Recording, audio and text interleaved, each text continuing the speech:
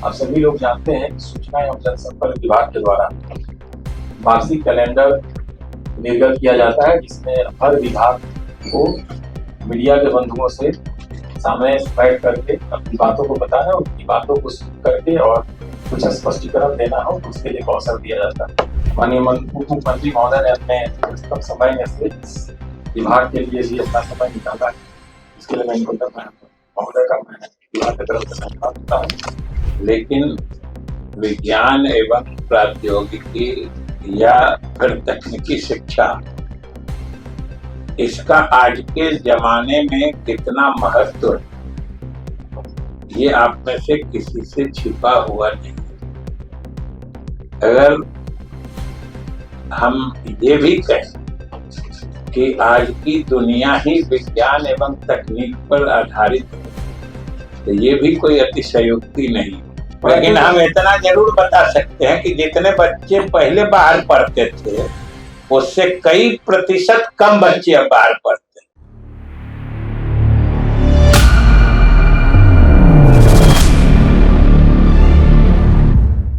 निर्धारित press conference में यहाँ पर उपस्थित हमारे आदरणीय माननीय उप मुख्यमंत्री महोदय श्री विजय कुमार चौधरी, जिन्हें विज्ञान प्रौद्योगिकी और तकनीकी शिक्षा विभाग भी माननीय मंत्री के रूप में आमंत्रित है, उनका मैं स्वागत करता हूँ। मैं यहाँ पर अपने सभी विभागीय पदाधिकारियों का स्वागत करता हूँ, साथ ही मीडिया के जो भी हमारे सम्मानित बंधु हैं उनका भी स्वागत करता हूँ। आप सभी लोग जानते हैं कि सूचना एवं जनसंपर्क विभाग के द्वारा वार्षिक कैलेंडर निर्गत किया जाता है, जिसमें हर विभाग को मीडिया के बंधुओं से सामने बैठ करके अपनी बातों को बताना, उनकी बातों को सुन करके और कुछ स्पष्टीकरण देना हो तो उसके लिए एक अवसर दिया जाता है। उसी कड़ी में आज 29 अप्रैल को विज्ञान प्रौद्योगिकी और तकनीकी शिक्षा विभाग का के लिए समय निर्धारित है। माननीय उप मुख्यमंत्री महोदय ने अपने व्यस्तम समय में से इस विभाग के लिए भी अपना समय निकाला है। इसके लिए मैं इनको महोदय का मैं विभाग की तरफ से धन्यवाद देता हूँ। और शॉर्ट में यह है कि आप जानते हैं कि पहले विज्ञान प्रौद्योगिकी विभाग था, बाद में इसमें विज्ञान प्रौद्योगिकी और तकनीकी शिक्षा विभाग जुड़ा, जो इसके कार्य की प्रकृति को विशेष रूप से और ज्यादा स्पष्ट रूप से दर्शाता है। इसमें इसका मुख्य पर्पस है राज्य में गुणवत्तापूर्ण तकनीकी शिक्षा प्रदान करना, तो पॉलिटेक्निक के डिप्लोमा और इंजीनियरिंग की डिग्री और एमटेक की डिग्री, साथ ही विज्ञान और प्रौद्योगिकी के क्षेत्र में रिसर्च डेवलपमेंट इनोवेशन को प्रोत्साहित करना, राष्ट्रीय स्तर के संस्थाओं से सहयोग समन्वय स्थापित करना और जो टीचर शिक्षक जो हमारे यहाँ है उनका क्षमता वर्धन करना और उद्योगों के साथ औद्योगिक संस्थानों से भागीदारी करके को बढ़ाना। इस परिप्रेक्ष्य में मैं अब माननीय उप मुख्यमंत्री महोदय से अनुरोध करूंगा कि मैं अपने विभाग से संबंधित तथ्यों से आपको भी अवगत करा। धन्यवाद।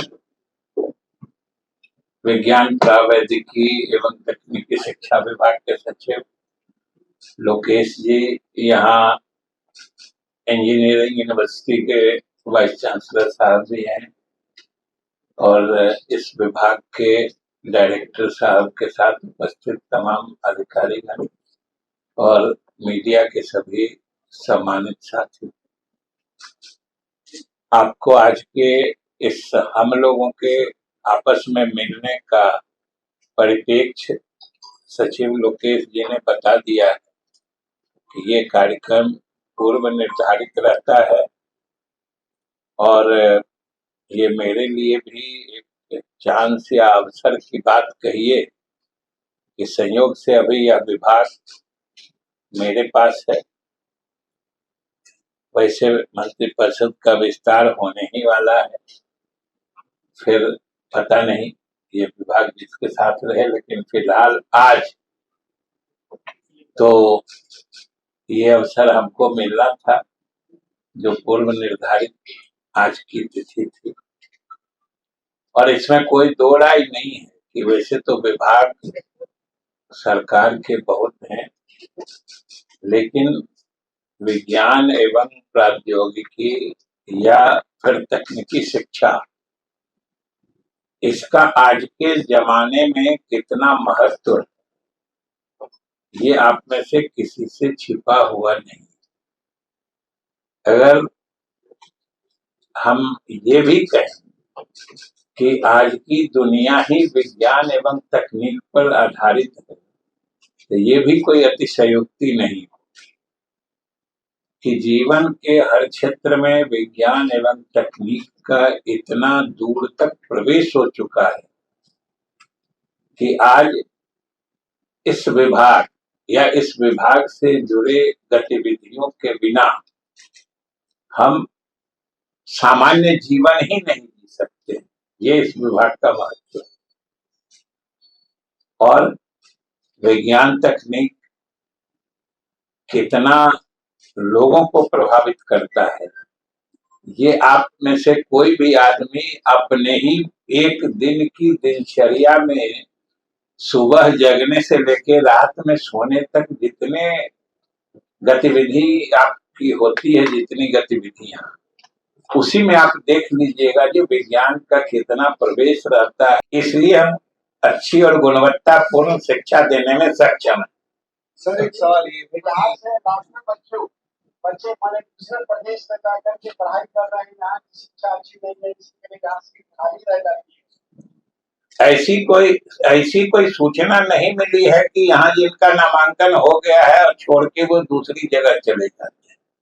सर एक सवाल ये है कि इसमें तकनीकी शिक्षा में अन्य जगहों पे भी आप जाएंगे प्राइवेट इंस्टीट्यूट में, तो आप आंकड़ा लेंगे तो 50% सीटें भी कई जगह नहीं बनती।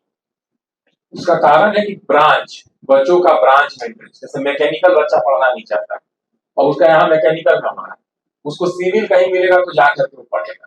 परंतु जो औसत है देश में सरकारी संस्थानों में एडमिशन का, हमारा 93% हो रहा है। उसमें मान लीजिए टेक्सटाइल है, ठीक है, कुछ कोर्स 30 सीटें हैं पर बच्चे 20 ही उसमें इंटरेस्टेड हैं। इस कारण से 5-6% सीटें आपकी तकनीकी संस्थानों में वैकेंट हमेशा रहेंगी। पर ऐसा नहीं हो सकता है कि जितने लोग अप्लाई करते हैं, जैसे पॉलिटेक्निक में 17,000 सीट है, 2 लाख से ऊपर अप्लाई करते हैं बच्चे, सबका नहीं होता है।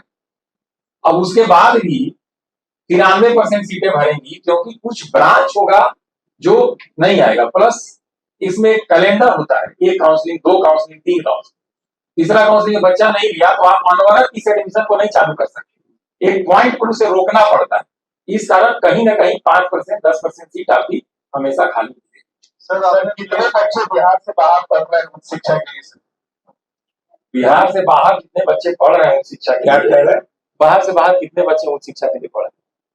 अब ये ऑथेंटिक डाटा तो हम नहीं दे सकते, लेकिन हम इतना जरूर बता सकते हैं कि जितने बच्चे पहले बाहर पढ़ते थे उससे कई प्रतिशत कम बच्चे अब बाहर पढ़ते हैं। अपने इंजीनियरिंग कॉलेज में कितने बिहार से बाहर के बच्चे पढ़ रहे हैं सर?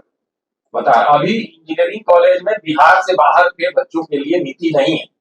आज की तिथि में बिहार के इंजीनियरिंग कॉलेज में एडमिशन के लिए बिहार का डोमिसाइल होना या यहाँ का मतलब होना अनिवार्य, तो इस तरह का अभी नीति नहीं है। इस कारण से बाहर के बच्चे नहीं पढ़ रहे। टीचर आज के बहुत बाहर हैं।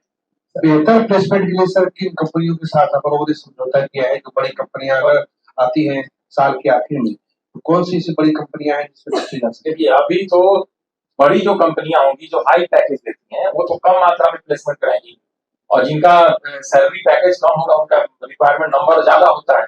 तो बिहार में आप देखेंगे तो सिस्को, HCL, विप्रो, ये सब जो IT की कंपनी है, ये सब लेके ज्यादा मात्रा में जाती है। GE है जो वेल्डिंग में आता है, L&T है सिविल के लिए ले आता है, टाटा मोटर्स, टाटा इलेक्ट्रॉनिक्स, सब बहुत सारे अलग अलग हैं काफी, और सबका प्लेसमेंट यहाँ चलता रहता है, सबके सेंटर बने। अखिल भारतीय तकनीकी शिक्षा परिषद का 1 मार्च को एक रिपोर्ट जारी हुआ, उसमें बिहार का कोई इंजीनियरिंग कॉलेज शामिल नहीं है सर। कौन सा अखिल भारतीय तकनीकी शिक्षा 1 मार्च को रिपोर्ट है, उसमें एक भी नहीं। क्या चीज है? NBA में या क्या? NBA, हाँ, NBA का एक्रेडिटेशन जो होता है उसका आपको गाइडलाइन समझना पड़ेगा। NBA एक्रेडिटेशन एक बहुत अच्छा चीज है। हम लोगों ने 2 साल पहले मुजफ्फरपुर के सिविल ब्रांच का NBA एक्रेडिटेशन कराया था। इधर नालंदा के चंडी का भी एक ब्रांच में एक्रेडिटेशन हुआ। NBA एक्रेडिटेशन के कुछ शर्तें होती हैं।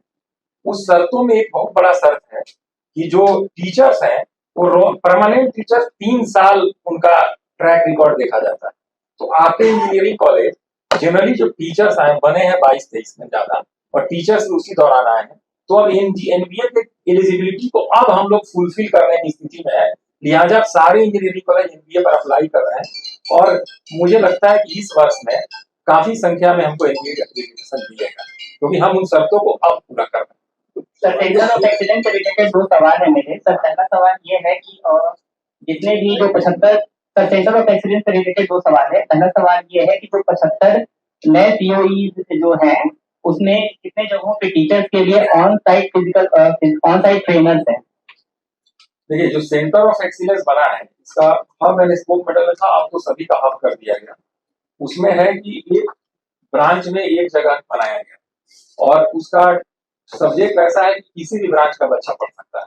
तो जितने हमारे टीचर हैं, इनका आईआईटी में स्पेशल ट्रेनिंग होगा, और इनके द्वारा एग्जाम भी दिया गया, ये उस कोर्स को पास पढ़ाने के लिए क्वालिफाई करते हैं।